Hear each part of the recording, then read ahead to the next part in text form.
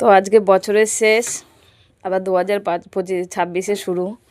তো আমি ময়দাটা মেখে নিয়েছি। আজকে গরম গরম কুলচা হবে, তার জন্য আমি ময়দাটাকে দই দিয়ে আর হচ্ছে কি খাবার সোডা দিয়ে মানে তাও 40 মিনিট হয়ে গেছে মেখে রেখেছি। ফুলে মানে অনেকটা ফুলে গেছে। অল্প লবণ দিয়েছি, হলুদ দিয়েছি, সামান্য সাদা তেল। তো আমি মেখে রেখেছিলাম। আর দেখিয়ে দিই কুলচার ভেতরে যে আলুর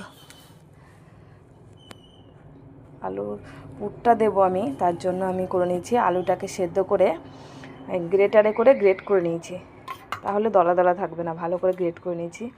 এই পুরটাতে দেবো আমি রসুন আর আদা গ্রেট করে নিয়েছি, ধনেপাতা কুচি করে নিয়েছি, আর করে নিয়েছি 2টো পেঁয়াজ, আর পেঁয়াজের নিচে আছে কাঁচা লঙ্কা, বেশ মানে 6টা মতো কাঁচা লঙ্কা আছে। এটাতে দেবো একটু ভাজা, যে আমার মশলাটা করা থাকে, এই ভাজা মশলাটা দিয়ে দেবো 1 চামচ, আর সাথে দেবো স্বাদ মতো লবণ। তো আমি এইভাবে প্রস্তুতি করে নিয়েছি। এবার আমি রেডি করে আসছি বন্ধুরা, কুলচাটা দেখি কেমন হয়। তো তোমরা সাথে থাকো, আসছি। এভাবেই আমি কুলচাগুলো তৈরি করে নিয়েছি সব। দেখো